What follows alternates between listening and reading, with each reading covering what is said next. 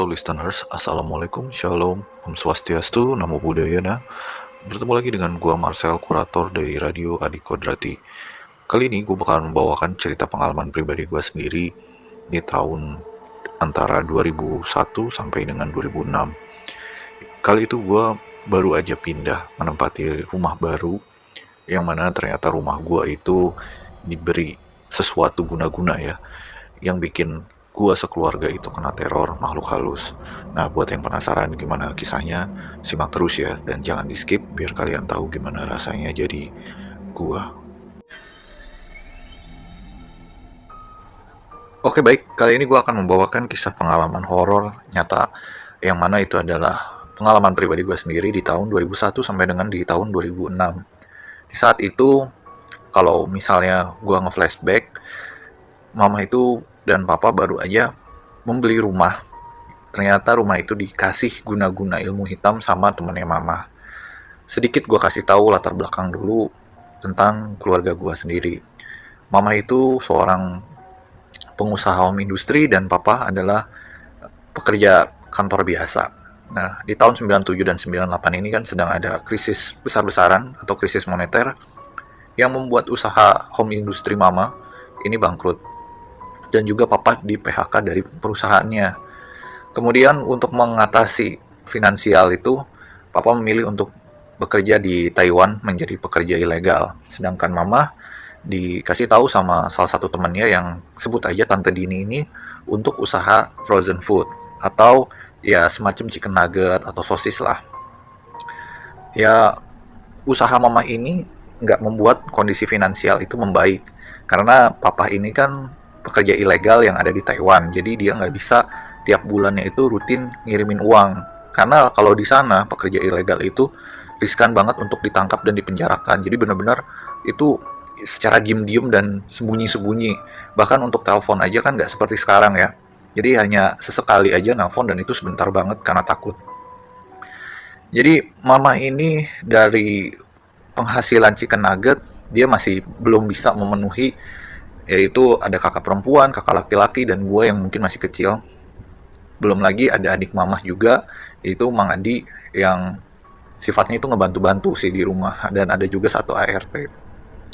Akhirnya mamah ini coba untuk ngelamar kerja jadi pekerja, jadi sales lah ya, pekerja sales ini di salah satu perusahaan distributor cat.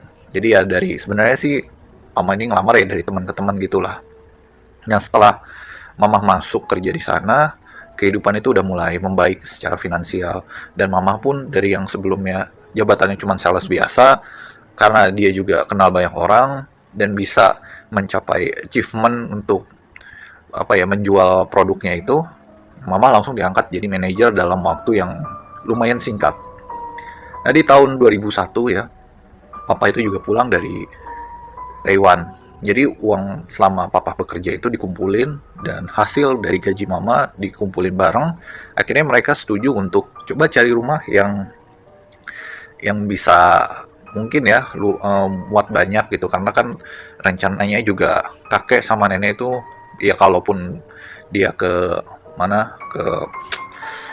Tangerang ya gitu, ke kota, dia bisa tinggal di rumah mama gitu, karena kan kadang kakek ini suka pindah-pindah, kadang di rumah tante di mana, ya kasihan lah, jadi cari rumah yang besar. Nah, akhirnya mama itu beli rumah lah di daerah Lipo Karawaci. Di sana saat itu kakak perempuan ini udah agak curiga sih sebenarnya, karena sama temennya mama ini hubungannya tuh jadi kayak deket banget, tapi agak sedikit aneh gitu loh, karena seharusnya mama ini kan udah nggak ada hubungan lagi nih sama si tante Dini ini, karena kan mama udah lama nggak usaha frozen food, tapi hubungan sama tante Dini ini persahabatannya tuh kayak makin lengket banget. Dan misalnya mama beli barang apa, si tante Dini juga dibeliin barang yang sama kayak mama. Nah, cuman karena saat itu mungkin kakak perempuan gue ini nggak berani ngomong, jadi ya udah cuman diem aja. Nah, pas waktu pembangunan rumah itu ada kejadian aneh lah, yang mana mungkin ini adalah sebuah awal terornya ya. Jadi si pekerjanya yang bangun rumah itu, dia ngalamin patah kaki, tapi nggak sampai yang meninggal ya, jadi cuman kayak cedera berat aja.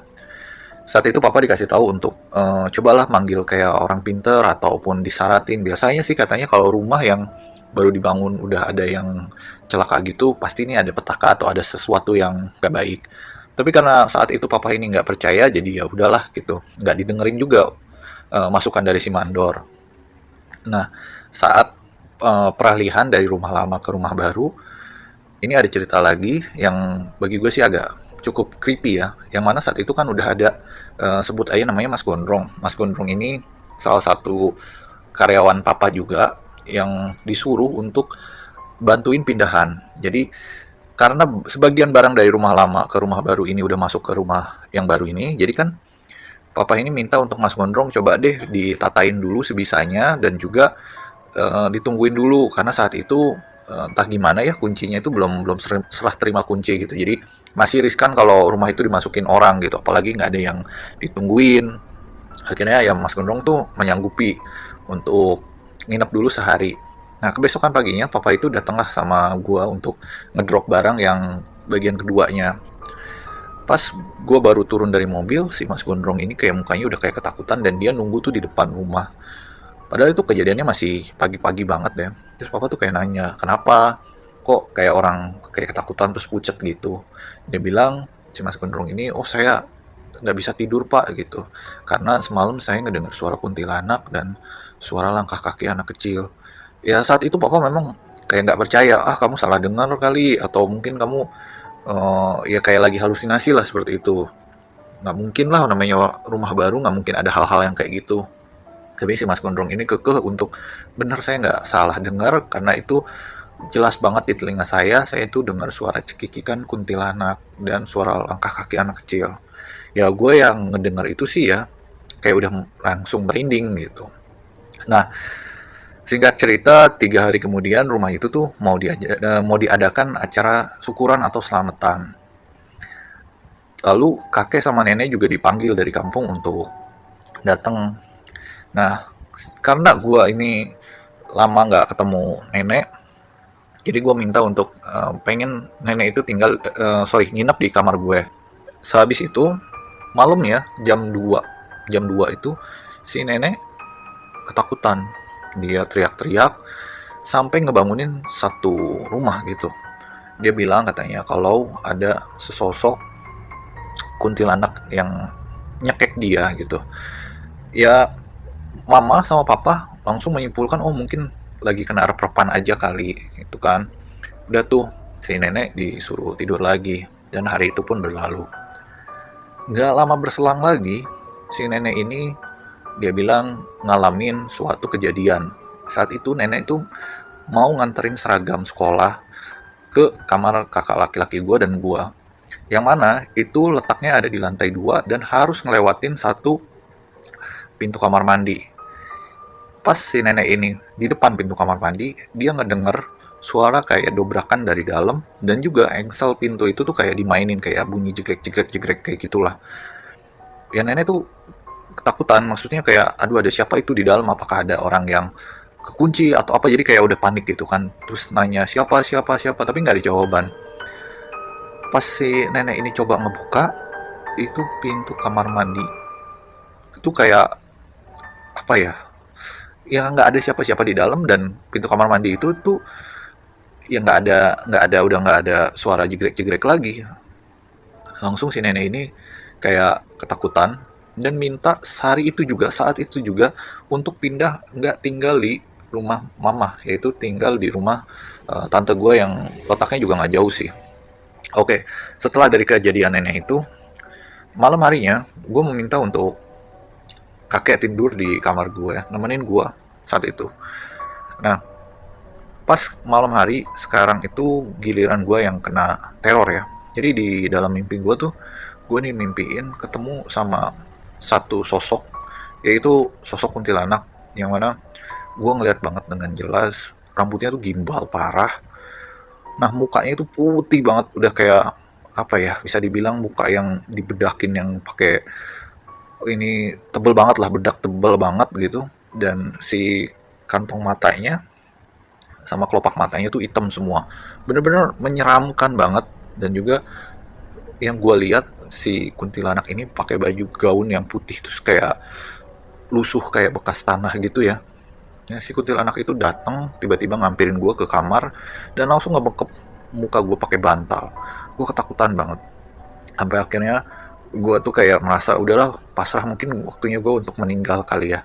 Dan gue tuh kayak berdoa, beruntung banget kakek di sebelah gue tuh kebangun. Dia langsung ngebaca-bacain ayat kursi sama gue. Terus dia bilang, iya sih, feeling kakek tuh tiba-tiba pas bangun kayak nggak enak karena kamu tuh kayak berusaha berontak-berontak gitu. Nah setelah udah dibaca-bacain ayat kursi itu sama kakek, gue coba tidur lagi dan gue kedua kalinya ngeliat si sosok itu mau coba untuk ngebokap gue lagi, tapi mungkin karena udah didoa-doain sama kakek, jadi dia nggak bisa untuk dekat. Dia cuman kayak ketawa ngikik dan gak lama hilang dan gue kebangun. Sejak saat itu gue itu sampai kayak sawanan dan gue sakit, gue panas tinggi, gue takut banget karena itu bener-bener kayak si kuntilanaknya itu berada satu jengkal dari muka gue sendiri. Nah, gak cuman di situ aja sih sebenarnya, banyak banget. Kalau dari kakak perempuan gua, dia itu ngalamin yang namanya dia baru pulang kuliah, tiba-tiba ngedenger suara jendela kamarnya itu diketuk-ketuk pakai kayak kuku gitu. Nah, dia tuh kayak nggak percaya sih sebenarnya. Apa mungkin ada yang ngegodain atau ngerjain dia gitu kan. Tapi setelah dia ngedengerin suara ketukan itu, tiba-tiba dia ngedenger lagi suara kuntilanak. Kejadian kakak perempuan gue tuh sebenarnya cukup banyak ya. Jadi sampai dia juga eh, pas baru keluar kamar mandi, dia sering banget ngeliat kayak kuntilanak itu ada ngikutin dia dari depan. Jadi kayak tiba-tiba mau ngedeketin.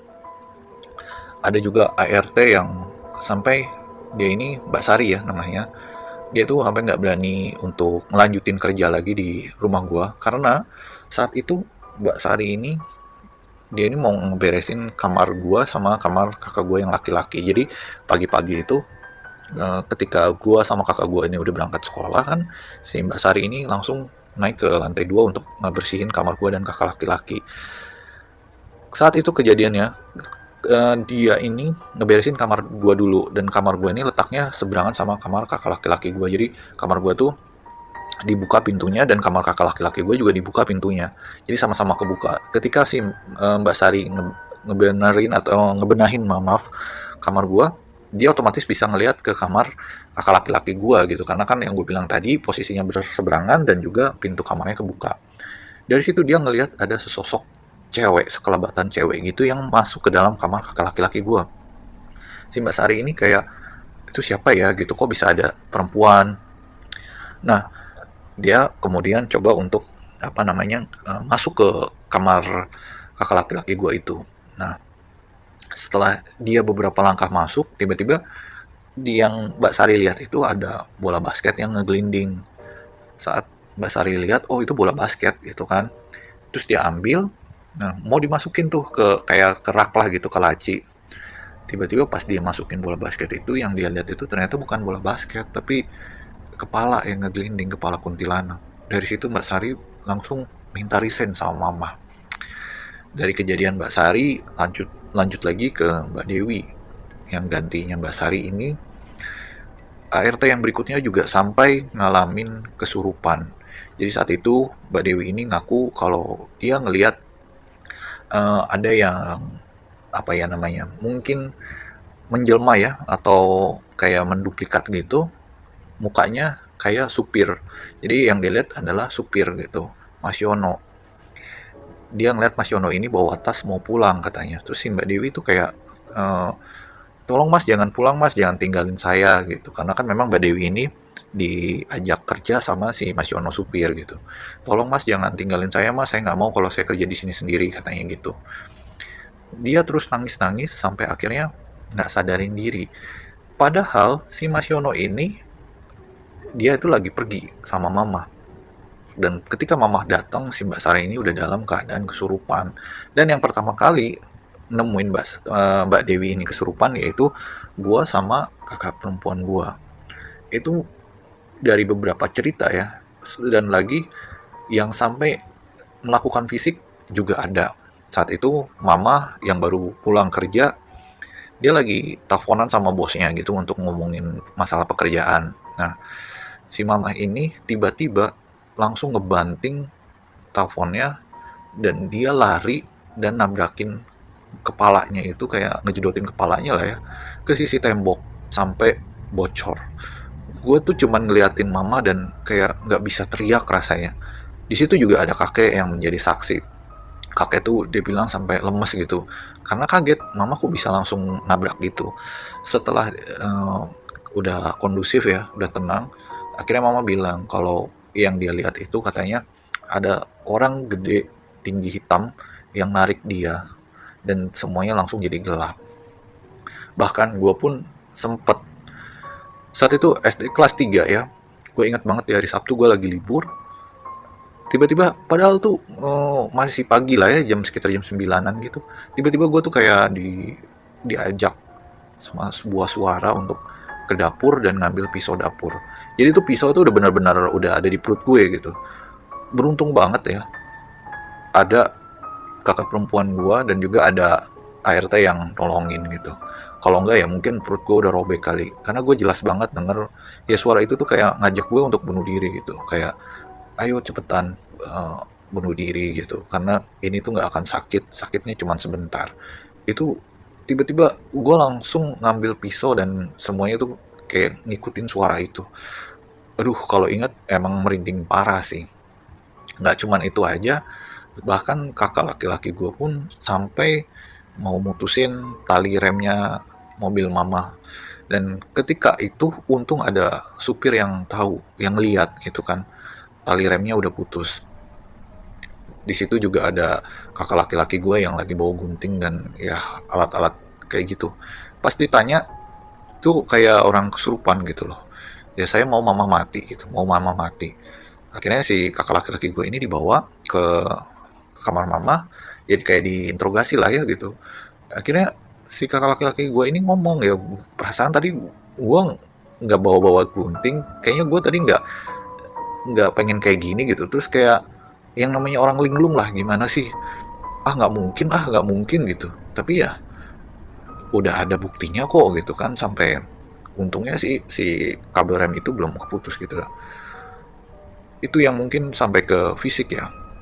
Banyak hal juga di rumah itu yang bagi gue sih agak serem banget. Selain ada sosok kuntilanak, ada juga sosok pocong di rumah.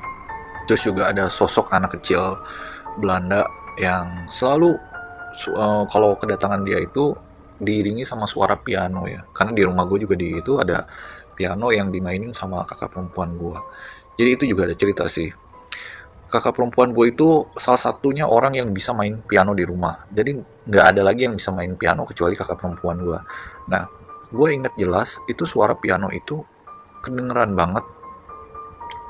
Karena lokasi piano dan kamar gue ini deketan. Kok ada yang main piano, tapi yang musik yang dimainin itu kok bukan kayak yang gue dengar dari kakak gue yang biasanya main gitu kan. Ini kayaknya jago banget gitu.